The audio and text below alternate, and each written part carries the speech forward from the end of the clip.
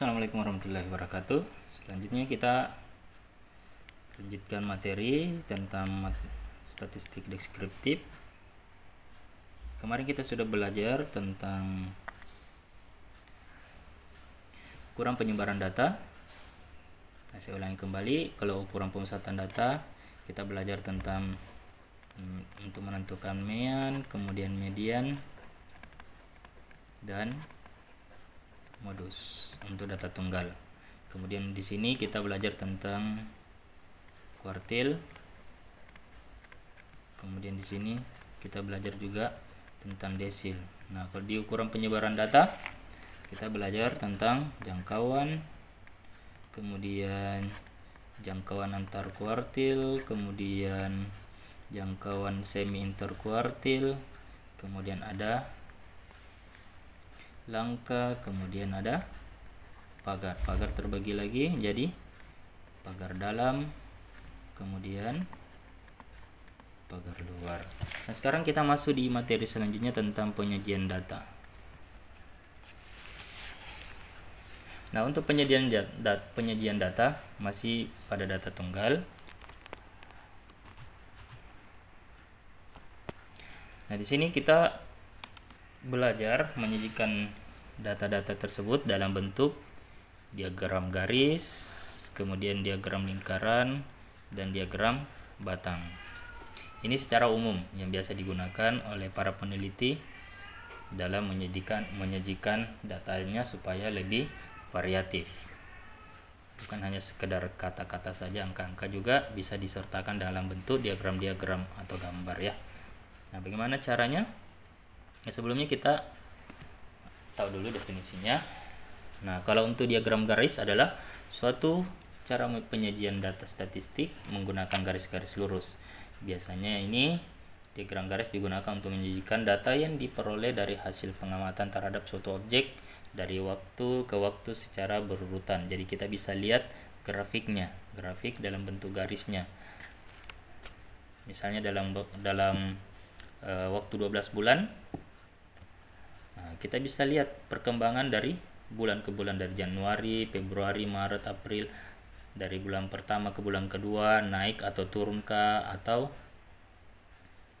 stabil ya, gitu ya. Kemudian yang kedua, diagram lingkaran. Nah, diagram lingkaran adalah diagram yang menyajikan data statistik dengan menggunakan daerah lingkaran. Seperti ini ya, lingkaran. Kemudian diagram batang adalah diagram yang digunakan untuk menyajikan data statistik dengan batang berbentuk persegi panjang. Untuk lebih jelasnya kita akan angkat sebuah contoh ini. Dari 400 mahasiswa Universitas Dipa Makassar Undipa diperoleh data tentang pekerjaan orang tua atau wali mereka sebagai berikut. Yang pertama, sebanyak 120 orang tua mahasiswa sebagai PNS, kemudian 100 yang menjadi wira swasta, kemudian 150 sebagai pegawai swasta, 30 menjadi TNI atau Polri. Pertanyaannya, sajikan dalam bentuk diagram garis, diagram lingkaran, dan diagram batang. Nah, bagaimana cara menyajikannya?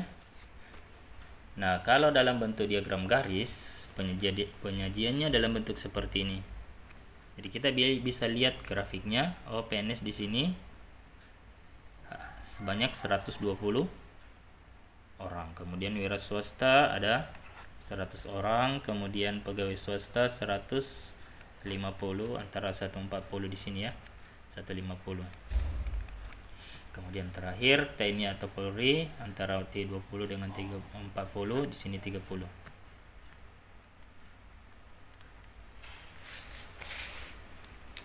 Nah, kemudian dalam yang kedua dalam bentuk diagram lingkaran. Nah, seperti ini. 150 yang berwarna kuning ini. Kemudian warna merah wira swasta 100 orang, kemudian PNS 120, kemudian TNI atau Polri 30.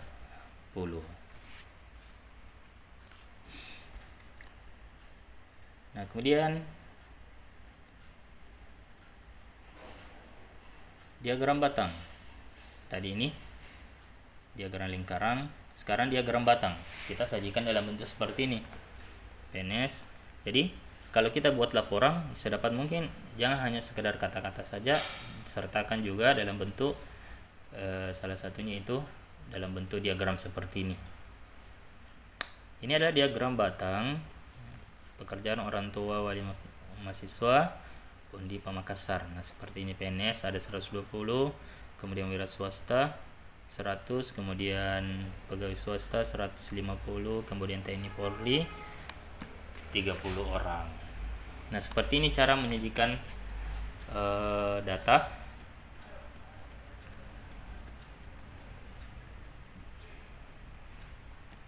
Baik dalam bentuk diagram garis, diagram lingkaran, maupun diagram batang.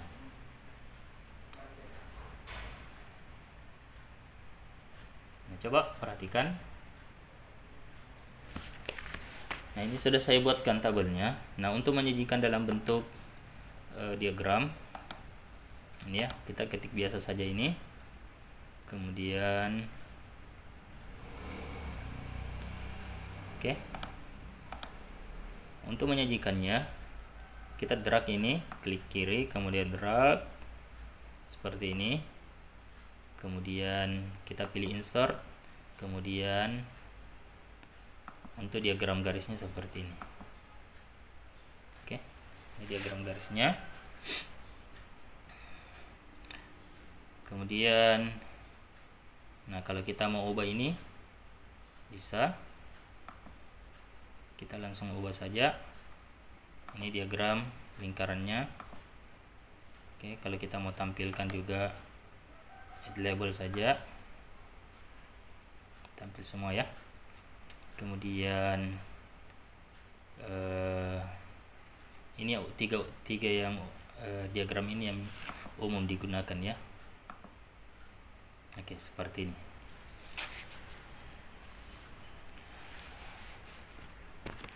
Oke, itu saja untuk materi penyajian data. Tidak terlalu banyak,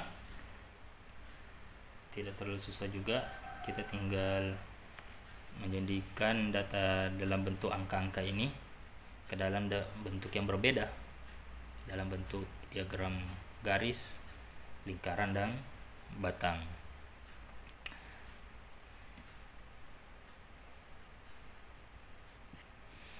Nah, sebagai latihan, di sini ada exercise lagi. Diketahui jumlah mahasiswa Universitas di Pamakassar pada tahun 2020 sebagai berikut. Nah, untuk jurusan Sistem Informasi ada 1335 mahasiswa. Kemudian Teknik Informatika ada 2211 mahasiswa. Kemudian Manajemen Informatika ada 204. Untuk ini D3 ini ya, 204 mahasiswa. Kemudian Rekayasa Perangkat Lunak ada 42 orang. Nah, ini sumber saya sudah ambil langsung dari pddikti.kemendikbud.go.id. Update terakhir itu tahun 2020. Pertanyaannya, sajikanlah tabel ini dalam bentuk diagram garis, diagram lingkaran, dan diagram batang. Nah, kalau sudah paham tadi contohnya yang saya sudah bahas sebelumnya, maka insyaallah pasti kalian bisa menyelesaikan exercise ini. Tinggal kita buatkan tabel di Excel, kemudian lakukan proses pengolahan seperti yang sudah saya lakukan di Excel ya. Tinggal kita drag saja datanya, kita drag dari sini sistem informasi sampai dengan sini ya, ke jumlah mahasiswa, rekayasa perangkat lunak. Oke, cukup sampai di sini saja. untuk materi ukuran penyajian data. Demikian dari saya. Assalamualaikum warahmatullahi wabarakatuh.